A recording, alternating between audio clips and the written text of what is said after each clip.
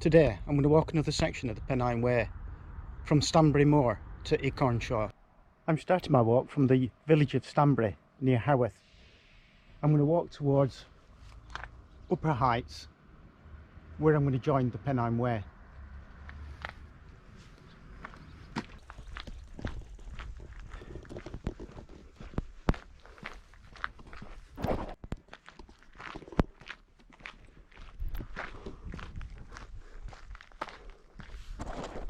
Well, it was at this point last week that I left the Pennine Way, so now I'm going to rejoin it, but this time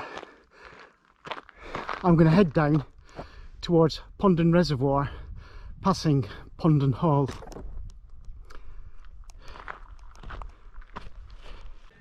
Well, they're absolutely splendid views down towards Ponden Reservoir. At Ponden Reservoir we turn left and continue along the Pennine Way.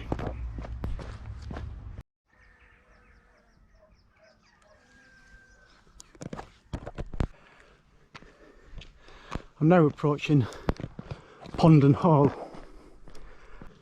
Ponden Hall is known for being the inspiration of Thrushcross Grange, the home of the Linton family in Emily Bronte's novel Wuthering Heights.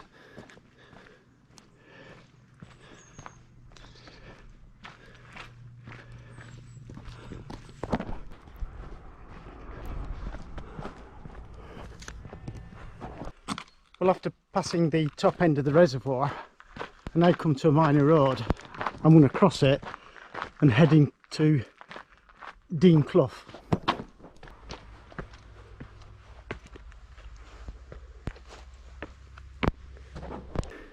Well, the path doesn't actually take us into the clough itself, but it takes us on the hillside to the right.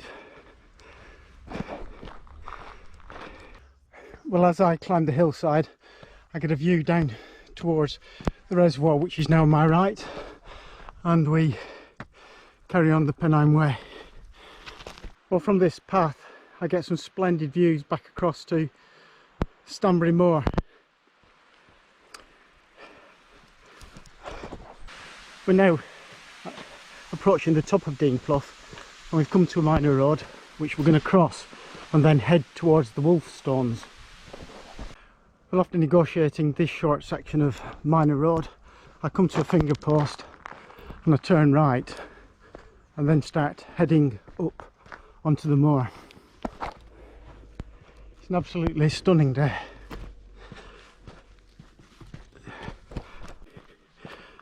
The Wolfstones are a little way west of the Pennine Way, but I think they're probably worth a visit, so we're going to make a small detour and go there. Well, we have managed to pick up a path just off the Pennine Way, which looks to be heading in the right direction towards the trig point. Well, this is the trig point on Wolfstones, and you get a splendid view all around.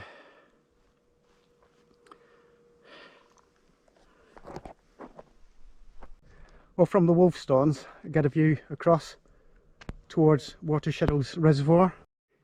It's about at this point here we have the meeting of three counties. We have North Yorkshire ahead, we have Lancashire, and we have West Yorkshire. Well, after following the line of the boundary between counties from the trig point, I now rejoin a paved Pennine Way.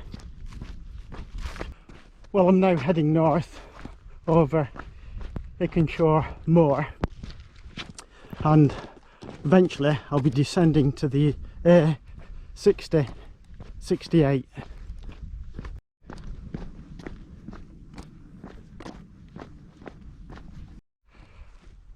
Well, I'm now descending off the moor, and when I've completed today's walk I will have finished the South Pennine section of the Pennine Way. Well, the next series of Pennine Way walks will take me into Airedale and North Yorkshire with a change of scenery. Well, as I approach the main road, I can see the church tower at Cowling on my right and the village of Ickornshaw ahead, where I'll be shortly leaving the Pennine Way on today's walk.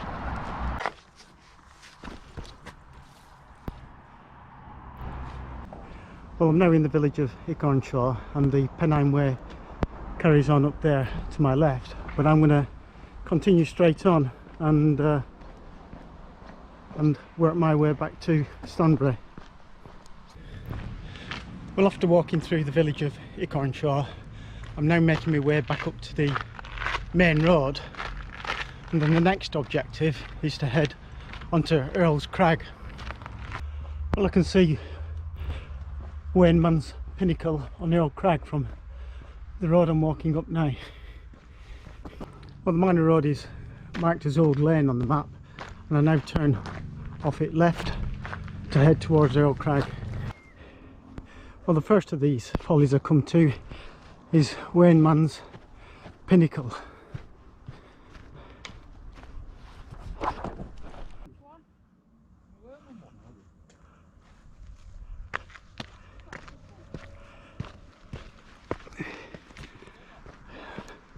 We now continue on to Lund's Tower.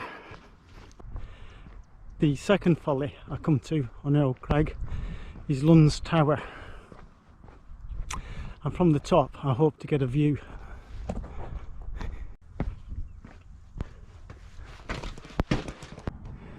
Well, this is the view from the top of Lund's Tower, a view back down to Cowling and Ickornshaw, up towards North Yorkshire. I need to watch my step here, make sure I don't fall down the stairs. And then a view across Keighley Moor, and in the distance I can see the Hitching Stone, which will be my route back, and then along the edge of Earl Crag a view back towards Wainman Pinnacle, and I'm going to have to retrace my steps back there before I can head across the moor. Well, I believe that locally these follies are known as the salt and pepper pots. Right, I'm back at Wainman's Pinnacle now, and it's a case of turning left and heading across the moor to the Hitching Stone.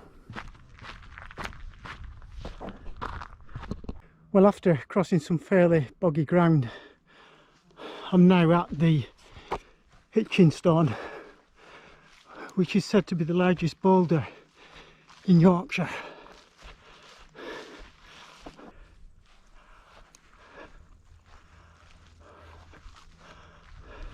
Well, the rectangular hole in front of me is known as the Druid's Chair, and I'm wondering whether I can climb up into it.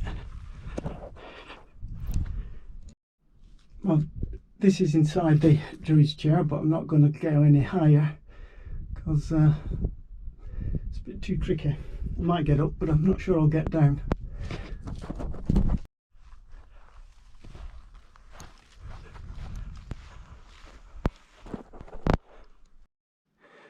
On top of the boulder you'll find a pool of water.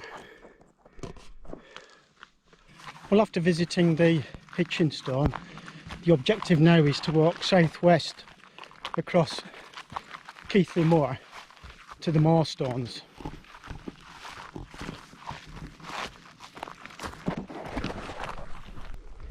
I think the line is to follow the boundary, and I'm just passing a boundary stone now. Well, if there is a path from the Hitching Stone to the Moorstones, I haven't found it, and I've been faced with quite a bit of rough walking through some very dense heather in some parts.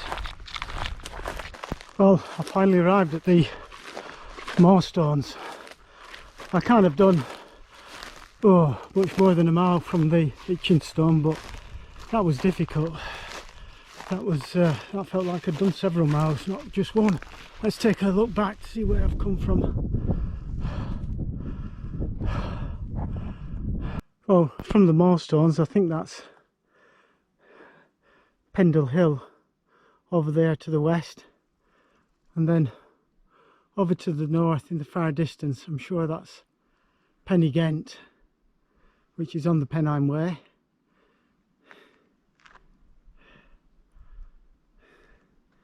You get the wonderful views around. Well, from the Moorstones, the hard walking isn't over yet. I've got to somehow find my way back down to Keighley Moor Reservoir. Well, shortly after leaving the Moorstones, I've managed to pick up a path which seems to be taking me in the general direction of Keighley Moor Reservoir, which you can see ahead. The path from the Moorstones down to the reservoir follows a line of grouse boats.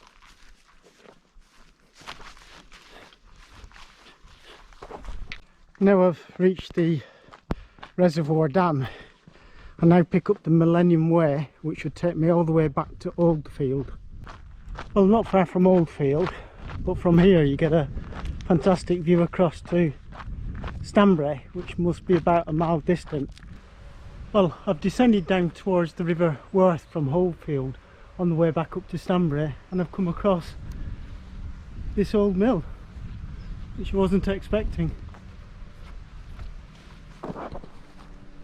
Well, as I climb the hillside towards Stanbury, looking back, I can see the mill chimney and Oldfield in the distance. Well, I'm back in Stanbury, and by the time I get back to the car I'll have done almost 16 miles, and that was a tough walk. Certainly the route over from the Hitching Stone to the Moorstones, I could have done to find a path if one existed, because that was really tough walking. Well, here are the stats for today's walk: just under 16 miles and almost 2,500 foot of ascent.